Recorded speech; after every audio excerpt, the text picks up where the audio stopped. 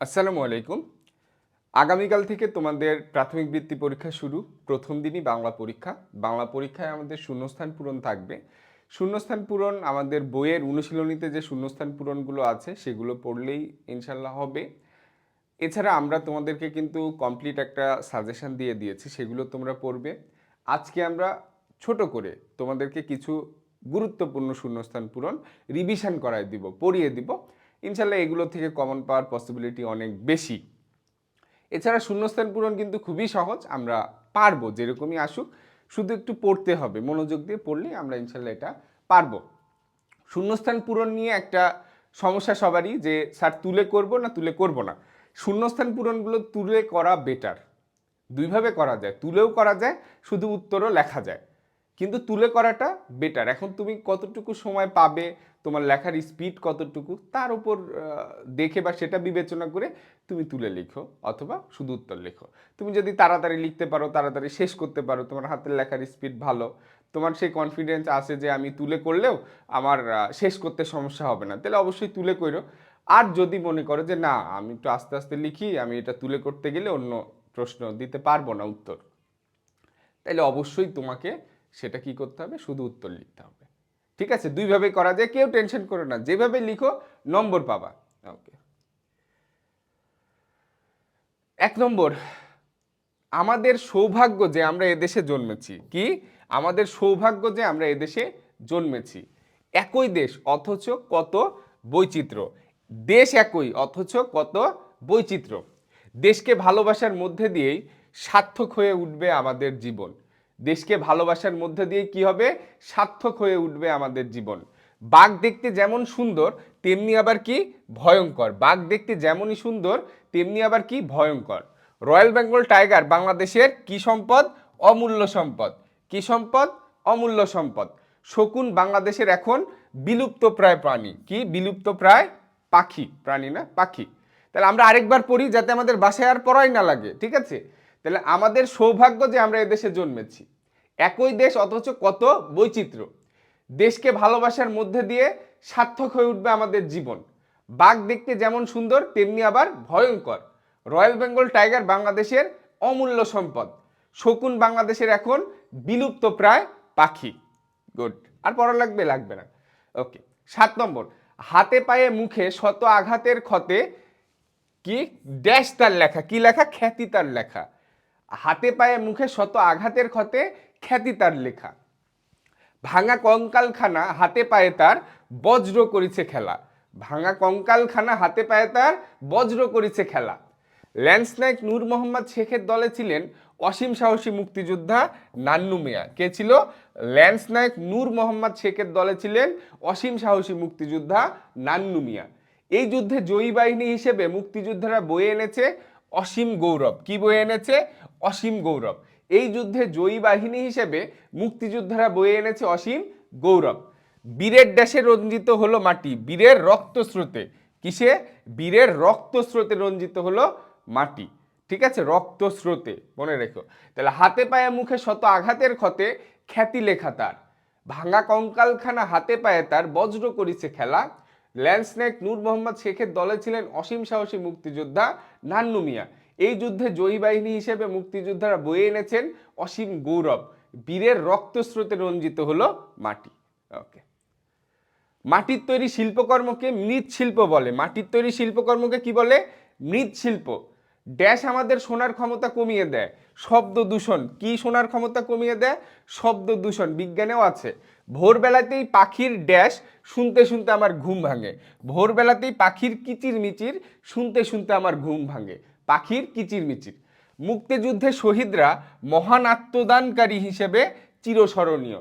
মুক্তিযুদ্ধে শহীদরা মহান আত্মদানকারী হিসেবে চিরস্মরণীয়। দেশ ড্যাশ হওয়ার পরে অনেক বুদ্ধিজীবীর লাশ পাওয়া যায়। কি হওয়ার পরে? স্বাধীন হওয়ার পরে।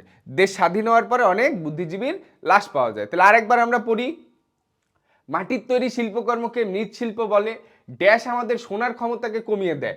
শব্দ দূষণ আমার শোনার ক্ষমতাকে কমিয়ে দেয়। ভোরবেলাতেই পাখির কিচির মিচির শুনতে শুনতে আমার ঘুম ভাঙে। মুক্তিযুদ্ধে শহীদরা মহান আত্মদানকারী হিসেবে চিরস্মরণীয়। দেশ স্বাধীন হওয়ার পরে অনেক বুদ্ধিজীবীর লাশ পাওয়া যায়। পাকিস্তানিরা একে একে হত্যা করে এদেশের মেধাবী আলোকিত ও ড্যাশ মানুষদের, বরেণ্য মানুষদের। তাহলে আরেকবার পড়ি আমরা, পাকিস্তানিরা একে একে হত্যা করে এদেশের মেধাবী আলোকিত ও বরেণ্য মানুষদের। এমনি পাওয়া এই ছবিটি করিতে নয় কেনা, এটা তো কবিতাতে আছে, আমাদের লাগবে না। এমনি পাওয়া এই ছবিটি করিতে নয় কেনা। জয়নুল আবেদিন ছিলেন একজন বিখ্যাত চিত্রশিল্পী। কি শিল্পী? বিখ্যাত চিত্রশিল্পী। এই যে ছবি, এই যে ছবি এমন আঁকা ছবির মতো দেশ, এই যে ছবি এমন আঁকা ছবির মতো দেশ। মেলা থেকে বোনের জন্য টুকটুকে লাল একটা জামা কিনে আনবো। মেলা থেকে বোনের জন্য টুকটুকে একটা লাল জামা কিনে আনবো। ঠিক আছে, আরেকবার পড়ি। পাকিস্তানিরা একে একে হত্যা করে এদেশের মেধাবী আলোকিত ও বরেণ্য মানুষদের। এমনি পাওয়া এই ছবিটি করিতে নয় কেনা।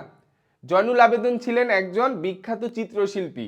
এই যে ছবি এমন আঁকা ছবির মতো দেশ, কবিতার লাইন। মেলা থেকে বোনের জন্য টুকটুকে একটা লাল জামা কিনে আনবো। বৃদ্ধ লোকটি তার ড্যাশ সযত্নে একপাশে রেখে দিল, পুটলিটি। বৃদ্ধ লোকটি তার পুটলিটি সযত্নে একপাশে রেখে দিল। তার সমস্ত শরীর ব্যথায় টন টন করছে। কি করছে? Ton ton. ড্যাশ হাঁক দিচ্ছে, থালা বাসন চাই।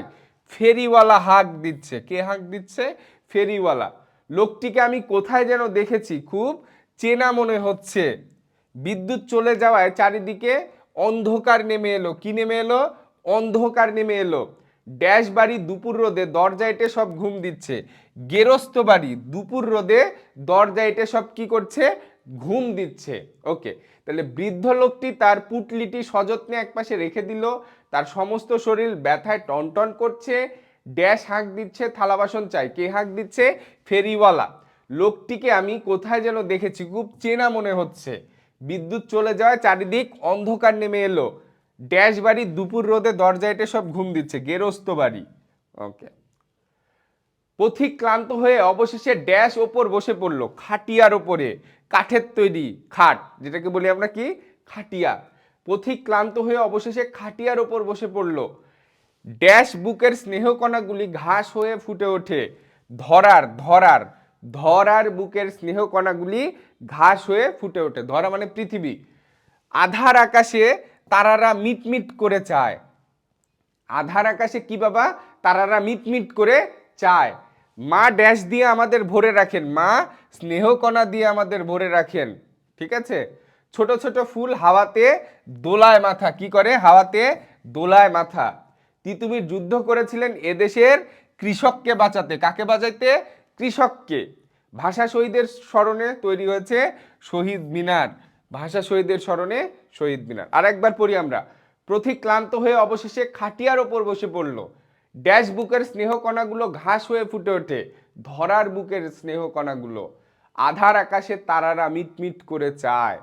মা ড্যাশ দিয়ে আমাদের ভরে রাখে। কি দিয়ে? স্নেহকণা। ছোট ছোট ফুল হাওয়াতে দোলায় মাথা। তিতুমির যুদ্ধ করেছিলেন এদেশের কৃষককে বাঁচাতে, কৃষকদের বাঁচাতে। ভাষা শহীদদের স্মরণে তৈরি হয়েছে শহীদ মিনার। ঠিক আছে, তোমরা যারা ক্লাস 6-এ আছো কিন্তু ক্লাস 5-এর বৃত্তি পরীক্ষায় অংশগ্রহণ করছো ক্লাস 6-এর পড়া বাদ দিয়ে, তাহলে তোমরা পিছিয়ে পড়েছো। এই পিছিয়ে পড়াটা পূরণ করতে বা তোমাদের এই ক্ষতিটা পূরণ করতে আমরা মাত্র 500 টাকায় অর্ধবার্ষিক পরীক্ষার গণিত এবং বিজ্ঞানের কোর্স নিয়ে এসেছি। মাত্র 500 টাকা দিয়ে তুমি ভর্তি হলে অর্ধবার্ষিক পর্যন্ত গণিত এবং বিজ্ঞানের আর কোনো টাকা দিতে হবে না, আমরা শেষ করে দিব। এটা হলো বইয়ের প্রশ্ন বা বইয়ের খুঁটিনাটি A to Z, basic reading সব, প্লাস এর সাথে আমাদের থাকবে বহু নির্বাচনী, সংক্ষিপ্ত, সৃজনশীল। আমরা একটা একটা করে ধরে ধরে তোমাদেরকে পড়াবো। আমাদের ক্লাসগুলো হবে Facebook live, pre recorded class, 2 রকমের ক্লাসই হবে যেহেতু সময় কম। ক্লাস শুরু হবে 26 এপ্রিল থেকে। লাইভ ক্লাস যেদিন হবে সেদিন রাত 8:30টায় হবে। আমাদের ভর্তি প্রক্রিয়া দেওয়া আছে মাত্র 500 টাকা। আমরা মাসিক কোনো কিছু লাগবে না, মাত্র 500 টাকায় গণিত আর বিজ্ঞান তোমরা কমপ্লিট করতে পারবে অর্ধবার্ষিকের কোর্স। ওকে, তারপরে দেখি, পুলিশের গুলির মুখে আবু সাইদ 2 হাত প্রসারিত করে দাঁড়ান। কিভাবে দাঁড়ান? প্রসারিত করে দাঁড়ান। অন্যায়ের কাছে কখনো শির নত করব না, বা মাথা, শির বা মাথা দুইটাই হবে, মাথা নত করব না। তিনি দেখিয়েছিলেন যে উদ্ভিদ ও প্রাণী জীবনের অনেক মিল রয়েছে। উদ্ভিদ ও প্রাণী জীবনের অনেক মিল রয়েছে। তিনি অতি ক্ষুদ্র তরঙ্গ সৃষ্টি আবিষ্কার করেন। কে? জগদীশচন্দ্র বসু অতি ক্ষুদ্র তরঙ্গ সৃষ্টি আবিষ্কার করেন। জগদীশচন্দ্র বসুর আশ্চর্য সব আবিষ্কার দেখে আইনস্টাইন মুগ্ধ হয়ে গিয়েছিলেন। নদীর ধার ড্যাশ দল বেঁধে উড়ে বেড়ায়। কি দল বেঁধে?